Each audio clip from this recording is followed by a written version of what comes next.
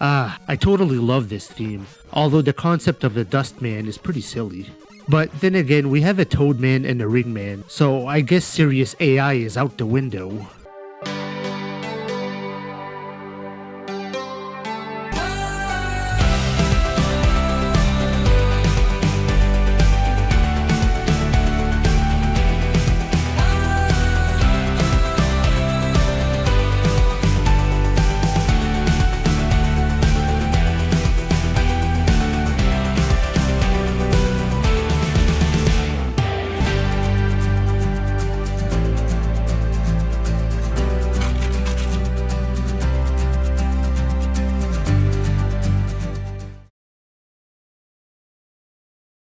Hello everybody, welcome to Creative Gaming, the show where I inject a bit of RNG into my playthroughs, either for challenge purposes or just a new way to play the game.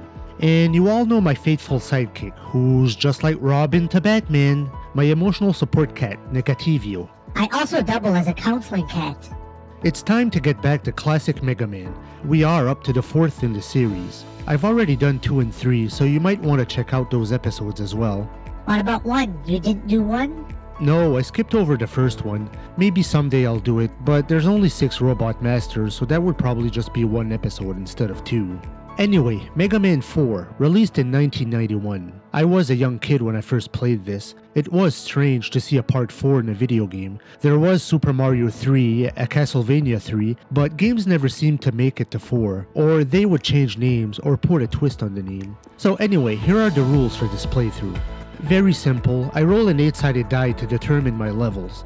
A dice challenge for these Mega Man games is interesting because you do the levels out of your regular sequence. So you might be challenged by a boss whom you do not have his weakness weapon yet, or a stage where you don't have your usual selection of weapons, so you have to get creative with the weapons you do have. I won't be returning to levels that I've already completed, so I'll probably edit out those rolls. A game over does not allow me to change stages. I will allow myself 1 cheat or reroll. If I'm having trouble with a level or its boss, I can reroll the die just once to get a different level. I encourage you to give this challenge a try yourself.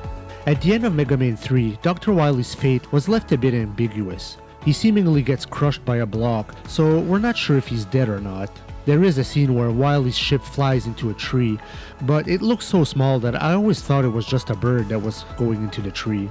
So this was probably the first and only time that we had doubts as if Dr. Wily would return as the main villain. So it introduces a new villain by the name of Dr. Cossack with a brand new roster of 8 Robot Masters. So it is time to roll and see which level I'll tackle on first. Here we go.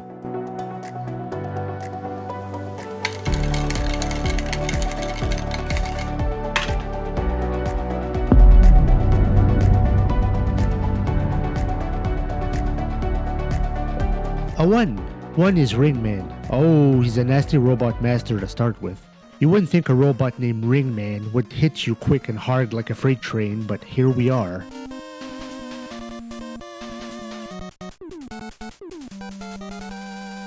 We start off the level with these beaming platforms that slide away when you step on them. If you have the rain flush, you can quickly get rid of these pesky enemies. Now we get to the Hippo mini-boss. I'm always impressed with the sprite work in these early Mega Man games. Capcom was awesome for the Nintendo. They represented other games like DuckTales and Chip and Dale's Rescue Rangers quite well. And of course Mega Man with the wacky designs of these robots. Some more platforming here. Another mini-boss-ish type enemy. You can only damage this enemy when it releases its rings and its eyes are open. It's a short window, so you have to observe carefully. This Hippo again. Here we have the first appearance of Flip Top, or Eddie. He drops a random item, but if you don't like the item and off-screen him, you can make him reappear to hopefully drop something else. Yes, Energy Tank. These floors slide away from the other direction. This ring enemy is a little closer than the last one, so his rings can hit you if you don't jump at the right time. Alright, now I arrive at Ring Man, but damn, I don't have a lot of energy. Ring Man is pretty darn quick and he hits like a truck. He does have a predictable pattern, so you just need to be quicker than him, which is easier said than done. Shit, I wasn't expecting to survive there. Let's try this again. This Mega Man game also introduces the Mega Buster, where you can charge your regular arm cannon for a bigger, stronger blast. I don't know if this was inspired from Heatman's atomic fire weapon from Mega Man 2, where you could charge that weapon as well.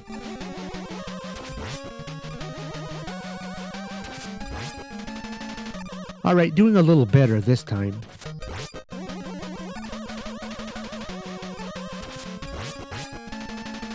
And I got him. I get his weapon, the Ring Boomerang. Actually, it's great that I'm getting this weapon so early. This is probably the strongest weapon in this game. It almost rivals the Metal Blade from Mega Man 2, no joke. Alright, so that takes us to our next roll.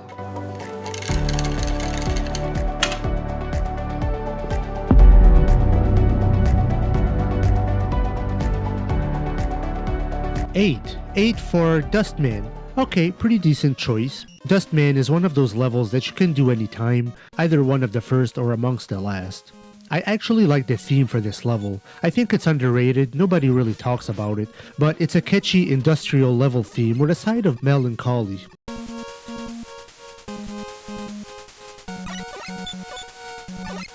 Mega Man 4 has a pretty decent soundtrack, like its predecessors. You gotta watch out for these pit traps. Don't you just hate these?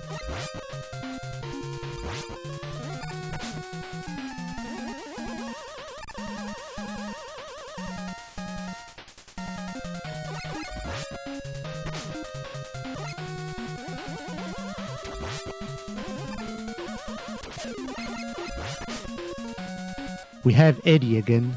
No, I want either an energy tank or at least a health capsule. Trying again. Again? Damn, Eddie, give me something useful. Not these dumb weapon capsules. Alright, just screw it then. Here is a dangerous area. These compressors, or whatever they are.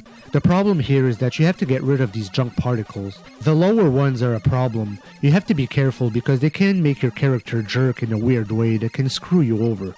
You see right there? It's kind of a slightly glitchy mechanic. Shit, that was close. I like this gumball machine. Now at Dustman. He's pretty easy once you're familiar with his pattern. The trick is to jump in place when his projectile gets near you. He's easy enough with your regular arm cannon, but actually have his weakness weapon, the Ring Boomerang. And that's all for this boss. We get the Dust Crusher, an okay weapon, not great. I don't use it super often. You know, Negativio, with all these themed robot masters, I'm kind of inspired to become a super villain myself. You're about as dangerous as a ball of cotton. I'm being serious. You know how the Riddler always talks in riddles? Or Two-Face always makes his decisions by flipping a coin? Well, ladies and gentlemen, let me introduce you to the Dicer! The Dicer? Deciding your fates by rolling dice. I see the counseling cat is going to have a lot of work to do. Alright, let's roll for our next level.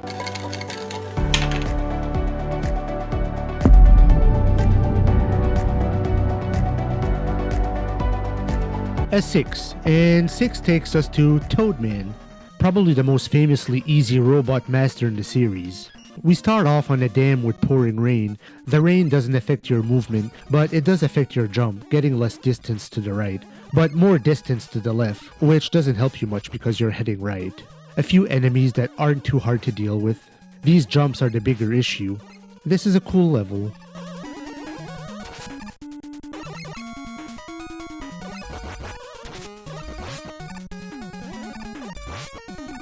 Now we have this snail mini-boss.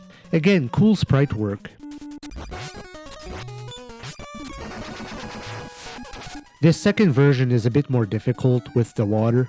If you're in the waterfall portion, you can only jump half as high, so keep that in mind throughout this level. This snail isn't too hard with a little practice. Here we have some jumping piranhas. There is one jump here that you have to be careful with. Just keep walking and let this piranha jump over you. Now we get to Toadman. No joke, when I first played this game as a kid, I went in completely blind, not knowing the robot masters.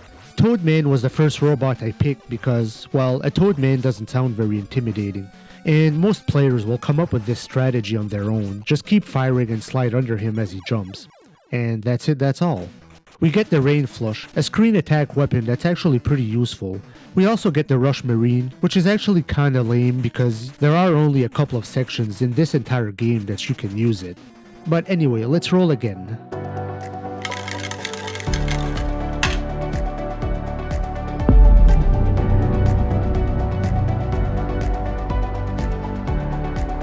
A 4 takes us to Pharaoh Man.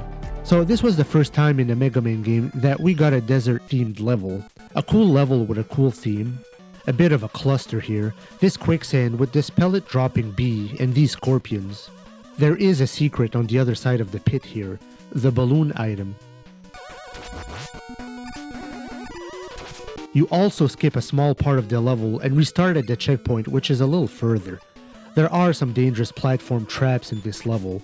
These platform things. When I was a kid, I used to think that these had the face of a puppy. The nose in the middle there. Do you see it? No? Anyway, you have to jump slightly sooner than what your instincts would tell you. When the next platform opens its eyes, they're about to fire a shot, so it's a good time to jump. I think this is what Mega Man 4 is most well known for, its many spikes and platforming traps. We'll see more as I play on here. Now I get to Pharaoh Man. He's a quick moving dude. You may want to slide under him as he jumps towards you, but these platforms don't make it easy. The best shot you have at him is when he stops to charge his Pharaoh shots. His weakness is the flash stopper, which we do not have. Not too difficult.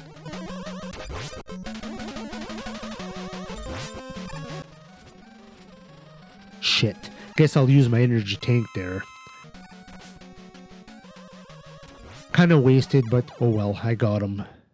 We get the Pharaoh shot, which is a pretty decent weapon. I don't use it super often, but some players do. Time for a next roll.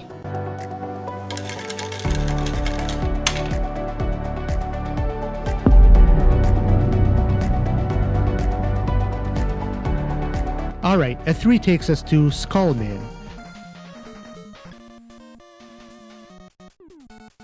So his level is made of, well, bones.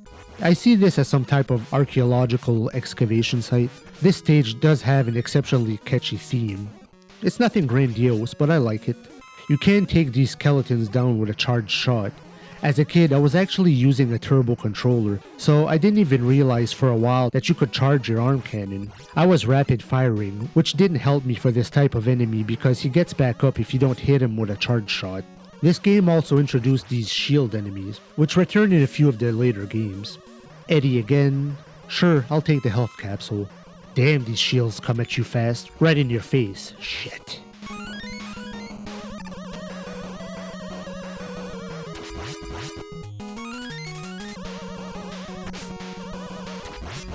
This level isn't very difficult, though you have to be careful here if you want to get that energy tank.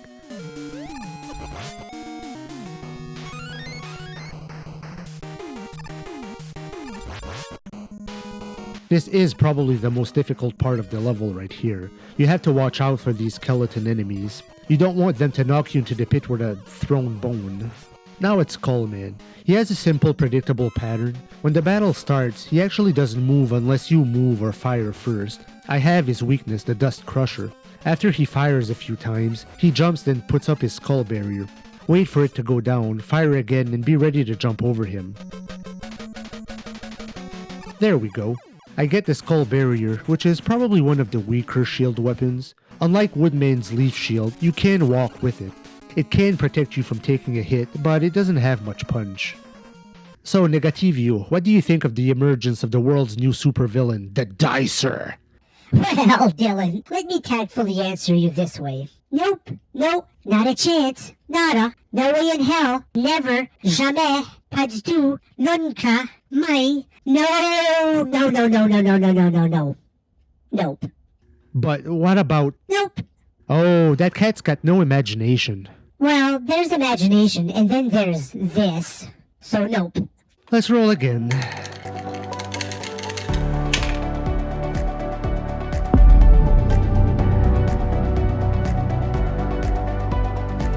A 5. A 5 takes us to Brightman. Kind of an electrical plant level. Here there are enemies that darken the area, and others who light it up. It also has these friendly grasshoppers. Take those totems down quickly, you want to get onto the next grasshopper. Alright, here we have a chance to use that balloon we acquired in Pharaoh Man stage. Of course, I could just use the rush coil. Also, I should be using more of my weapons. I don't know why I don't think about that. The ring boomerang can usually shred through various enemies. There are some goodies down here. Not too difficult going right. It's a little more tricky when you have to come back to the left. Use your rush coil or balloons if you have them.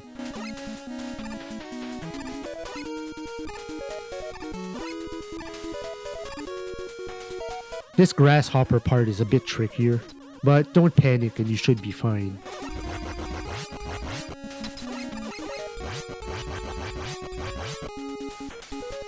This last stretch of the level can be a bit tricky. Again, another one of those platform challenges that this game offers, where you're moving from obstacle to obstacle while being attacked by enemies, which can easily send you to the pit below.